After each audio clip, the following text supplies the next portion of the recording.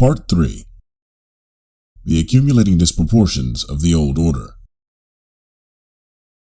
Let us consider some of the main appearances that disposed many minds to expect a world community in the early 20th century. In the first place, a very considerable financial unity had been achieved.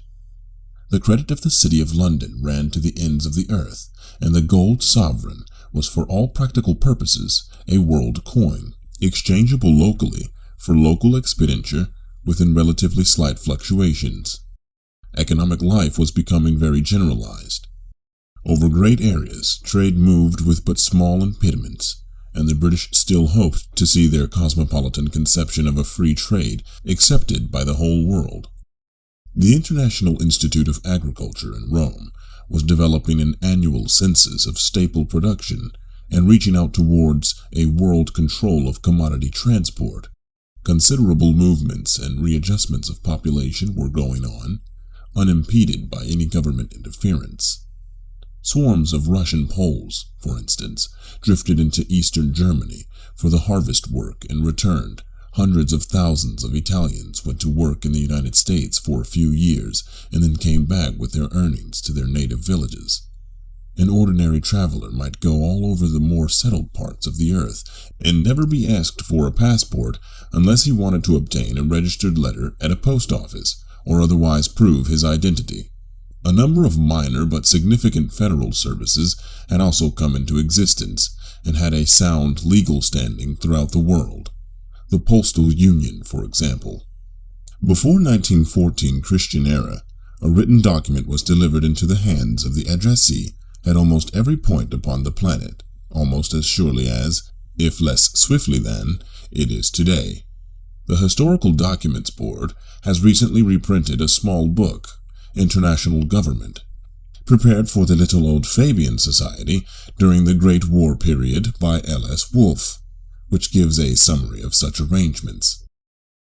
He lists 23 important world unions dealing at that time with trade, industry, finance, communications, health, science, art, literature, drugs, brothels, criminals, emigration and immigration, and minor political affairs. These worldwide cooperations seemed, more particularly to the English-speaking peoples, to presage a direct and comparatively smooth transition from the political patchwork of the 19th century, as the divisions of the patchwork grew insensibly fainter, to a stable confederation of mankind. The idea of a coming world state was quite familiar at the time. One finds it, for instance, as early as Lord Tennyson's Locksley Hall, published in 1842.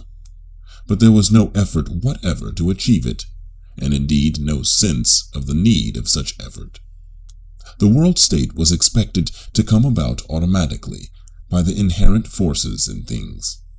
That belief in some underlying benevolence in uncontrolled events was a common error, one might almost say, the common error of the time.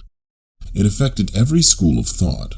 In exactly the same fashion, the followers of Marx, before the invigorating advent of Lenin and the Bolshevists' reconstruction of communism, regarded their dream of world communism as inevitable, and the disciples of Herbert Spencer found a benevolent providence in free competition. Trust evolution, said the extreme socialist and the extreme individualist, as piously as the Christians put their trust in God. It was the Bolshevik movement in the 20th century which put will into communism. The thought of the 19th century revolutionary and reactionary alike was saturated with that confident, irresponsible laziness. As Professor K. Chandra Sen has remarked, hope in the Victorian period was not a stimulant, but an opiate. We who live in a disciplined order, the chastened victors of a hard-fought battle, understand how superficial and unsubstantial were all those hopeful appearances.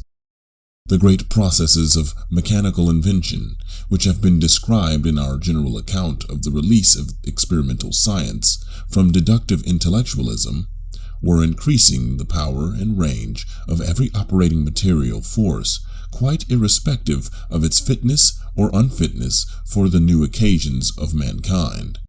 With an equal impartiality, they were bringing worldwide understanding and worldwide massacre into the range of human possibility. It was through no fault of these inventors and investigators that the new opportunities they created were misused. That was outside their range. They had as yet no common culture of their own, nor, since each worked in his own field, were they responsible for the fragmentary irregularity of their discoveries.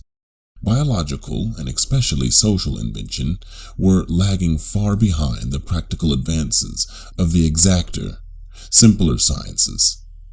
Their application was more difficult. The matters they affected were so much more deeply embedded in ordinary use and want. Variation was more intimate. Novelties could not be inserted with the same freedom.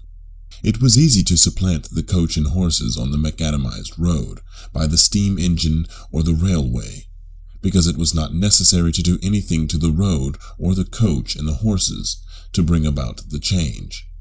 They were just left alone to run themselves out as the railroad, and later the automobile, on the rubber glass track, superseded them.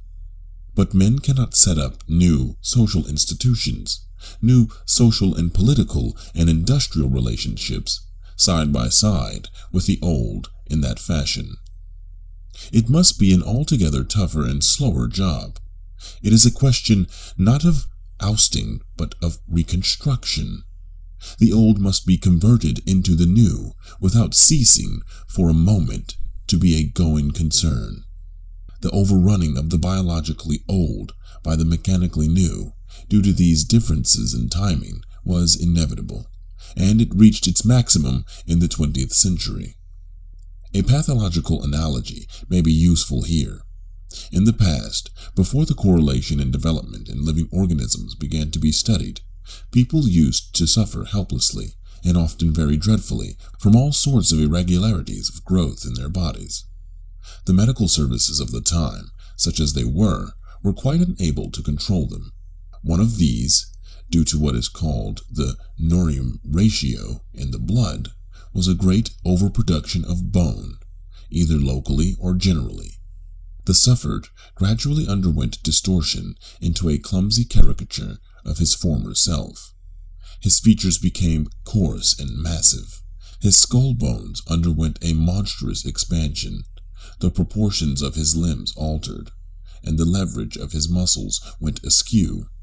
He was made to look grotesque. He was crippled, and at last killed. Something strictly parallel happened to human society in the 100 years before the Great War.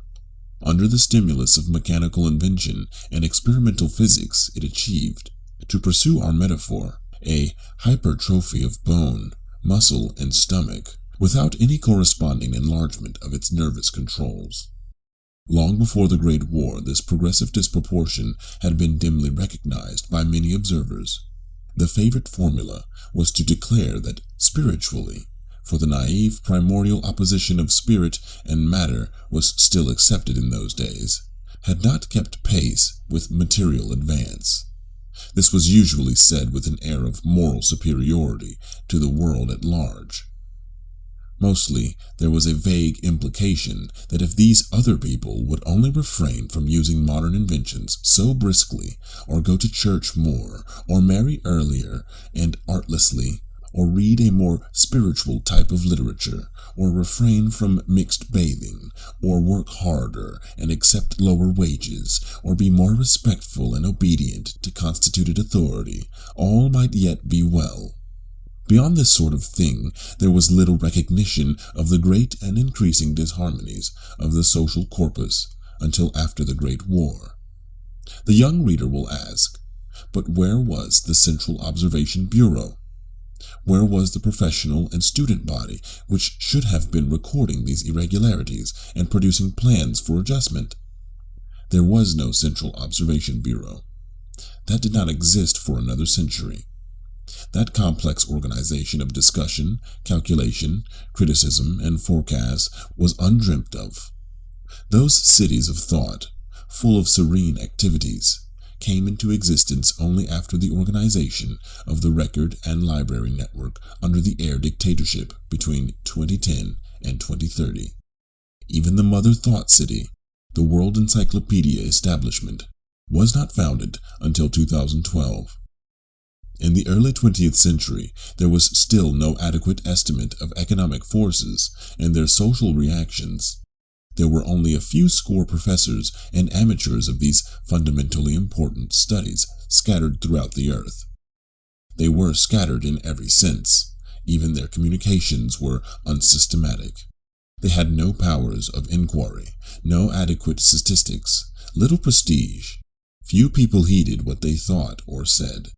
Maybe they deserved nothing better.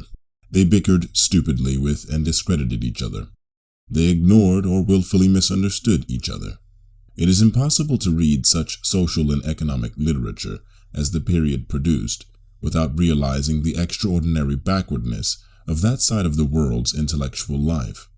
It is difficult to believe nowadays that the writers of these publications, at once tediously copious and incredibly jejune, were living at the same time as the living multitude of workers in the experimental sciences, which were daily adding to and reshaping knowledge to achieve fresh practical triumphs.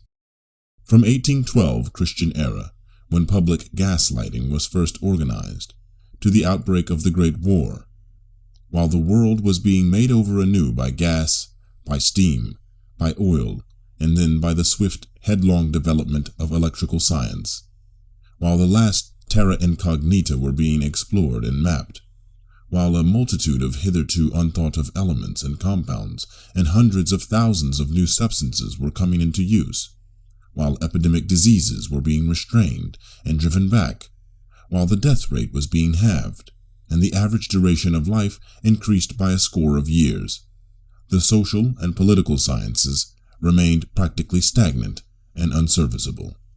Throughout that century of material achievement, there is no single instance of the successful application of a social, economic, or educational generalization.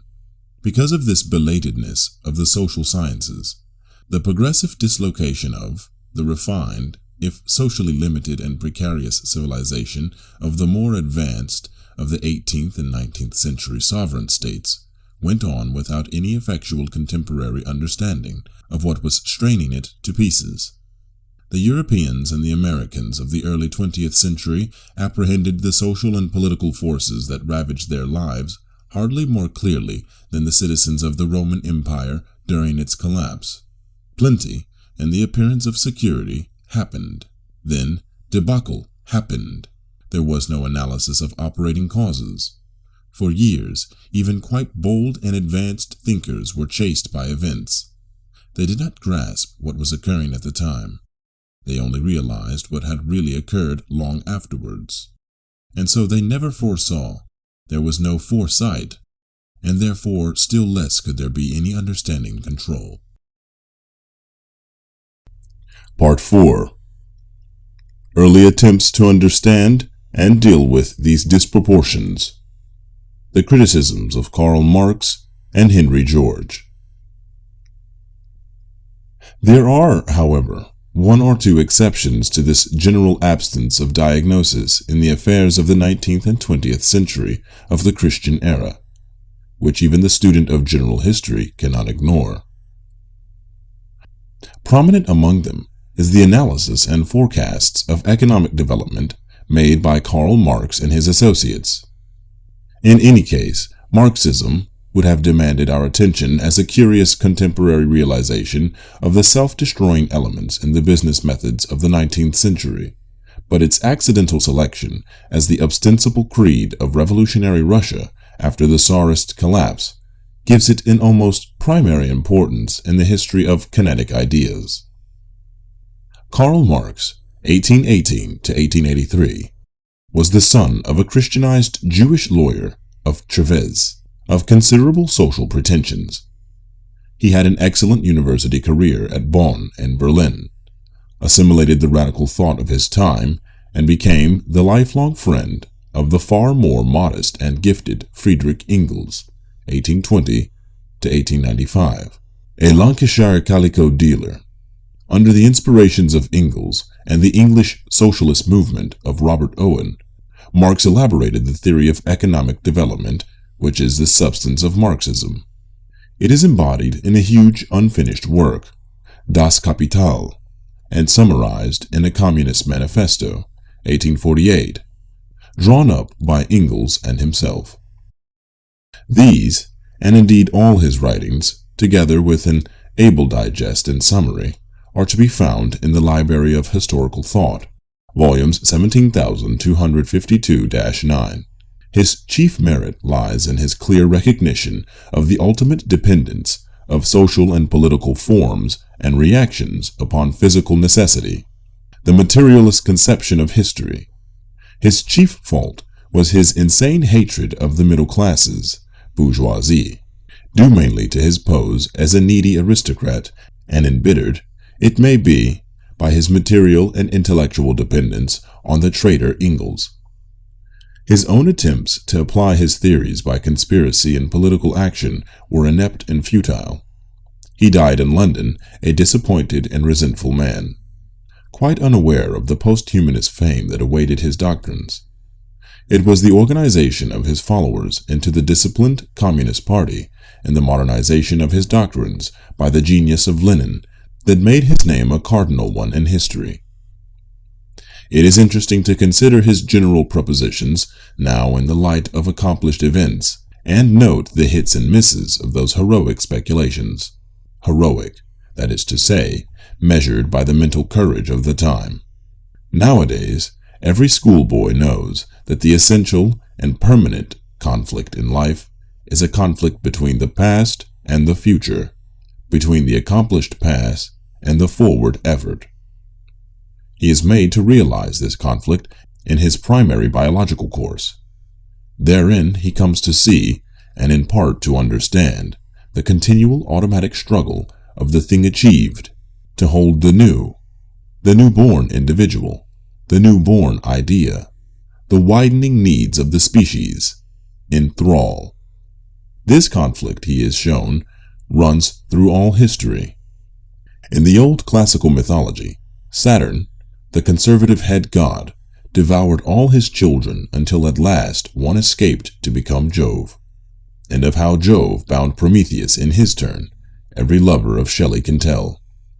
We need only refer the student to the recorded struggles in the histories of Republican Rome and Judea between debtor and creditor, to the plebeian successions of the former and the year of jubilee of the latter, to the legend of Joseph in Egypt, so richly interpreted now through the minute study of contemporary Egyptian documents by the students of the Breasted Commemoration Fund, to the English statue of Mortemane, to Austin Livewright's lucid study of bankruptcy through the ages, 1979, to remind him of this perennial struggle of life against the creditor and the dead hand. But Marx, like most of his contemporaries, was profoundly ignorant of historical science, and addicted to a queer dialectic devised by the pseudo-philosopher Hegel. His ill-equipped mind apprehended this perennial antagonism only in terms of the finance of the industrial production about him.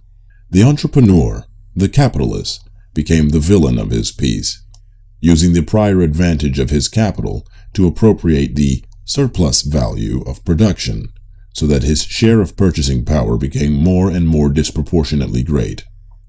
Marx seems never to have distinguished clearly between restrictive and productive possessions, which nowadays we recognize as a difference of fundamental importance. Exploitation for profit and strangulation for dominance, the radical son and the conservative father, were all one to him, and his proposals for expropriating the profit-seeking capitalist were of the vaguest. He betrayed no conception whatever of the real psychology of economic activities, and he had no sense of the intricate organization of motives needed if the coarse incentive of profit was to be superseded. Indeed, he had no practical capacity at all, and one is not surprised to learn that for his own part he never earned a living. He claimed all the privileges of a prophet and all the laxity and indolence of a genius, and he never even completed his great book. It was the far abler and finer-minded Lenin, 1870 to 1924, in power in Russia after 1917, rather than Marx, who gave a practical organization to the revolutionary forces of communism and made the Communist Party, for a time, until Stalin overtook it, the most vital creative force in the world. The essential intellectual difference between these two men is explained very clearly by Max Eastman, 1895 to 1980, whose compact and scholarly Marx and Lenin is still quite readable by the contemporary student. In his time, Lenin had to pose as the disciple and exponent of Marx. It was only later that criticism revealed the subtle brilliance of his effort to wrest a practical common sense out of the time-worn doctrines of the older prophet. Another 19th century writer, with perhaps a clearer realization of the strangulating effect of restrictive property as distinguished from the stimulating effect of exploitation, was Henry George, 1839 to 1897, an American printer who rose to great popularity as a writer upon economic questions. He saw the life of mankind limited and dwarfed by the continual rise in rents. His naive remedy was to tax the landowner, as Marx's naive remedy was to expropriate the capitalist. And just as Marx never gave his disciples the ghost of an idea for a competent administration of the expropriated economic plant and resources of the world, so Henry George never indicated how, in the world of implacable individualism he advocated, the taxing authority was to find a use for its ever-increasing tax receipts. We can smile today at the limitations of these early pioneers, but we smile only because we lived later than they did, and are 2 centuries and more to the good in our experience. We owe them enormous gratitude for the valiant disinterestedness of their life work. Our debt is on the whole rather for what they got rid of than for what they did. The broad outlines of the world's economic life are fairly simple as we see them, frankly exposed today. But these men were born into an atmosphere of uncriticized usage, secrecy, time-honored misconceptions, fetishism, working fictions, which often worked very badly, and almost insane suppressions of thought and statement. The very terms they were obliged to use were question-begging terms. The habitual assumptions of the world they addressed were crooked, and only to be apprehended with obliquity and inconsistency. They were forcing their minds towards the expression of reality through an intricate mental and moral tangle. They destroyed the current assumption of permanence in established institutions and usages. And though that seems a small thing to us now, it was a profoundly important release at the time. The infantile habit of assuming the fixity of the thing that is was almost universal in their day. The Marxist doctrines did at least indicate that a term was necessarily set to economic development through profit-seeking, by the concentration of controlling ownership, by the progressive relative impoverishment of larger and larger sections of the world's population, and by the consequent final dwindling of markets. The rapid coagulation of human activities after 1928 Christian era was widely recognized as a confirmation of the Marxian forecast, and by one of those rapid mental leaps characteristic of the time, as a complete endorsement of the communist pretension to have solved the social problem. Unembarrassed as we are now by the mental clutter of our forefathers, the fundamental process at work during the distressful years of the 3rd and 4th decade of the century appear fairly simple. We know that it is a permanent condition of human well-being that the general level of prices should never fall, and we have in the Currency Council a fairly efficient and steadily improving world organ to ensure that end. A dollar, as we know it today, means practically the same thing in goods, necessities, and satisfactions from one year's end to another. Its diminution in value is infinitesimal. no increase is ever allowed to occur. For the owner of an unspent dollar, there is neither unearned increment nor unmerited loss. As the productive energy of our species rises, the dollar value of the total wealth is arranged to increase steadily in proportion, and neither is the creditor enriched nor robbed of his substantial expectation, nor the debtor confronted with payments beyond his powers. There remains no way now of becoming passively wealthy. Gambling was ruthlessly eradicated under the Air dictatorship and has never returned. Usury ranks with forgery as a monetary offense.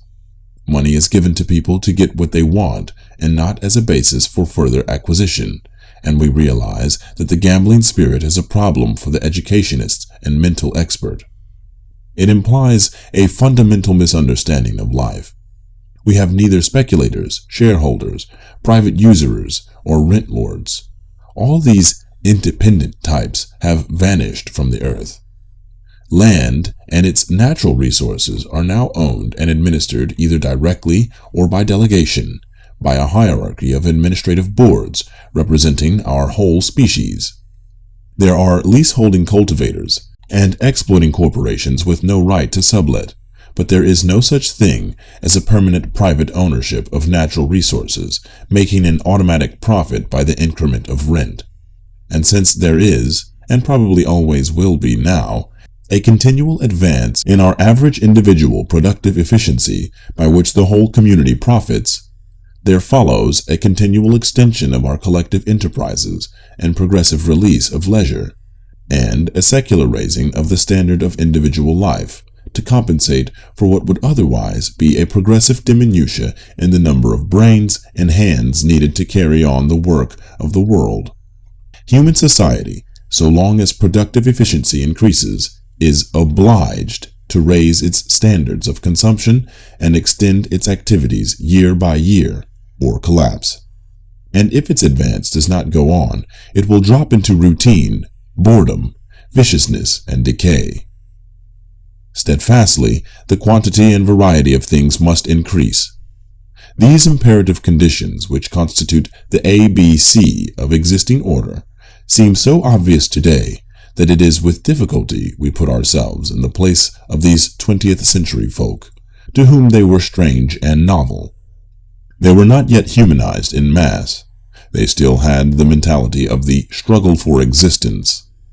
It is only by a considerable mental effort and after a careful study of the gradual evolution of the civilized mentality out of the chaotic impulses and competition of an originally very unsocial animal that we can even begin to see matters with the eyes of our predecessors of a century and a half ago.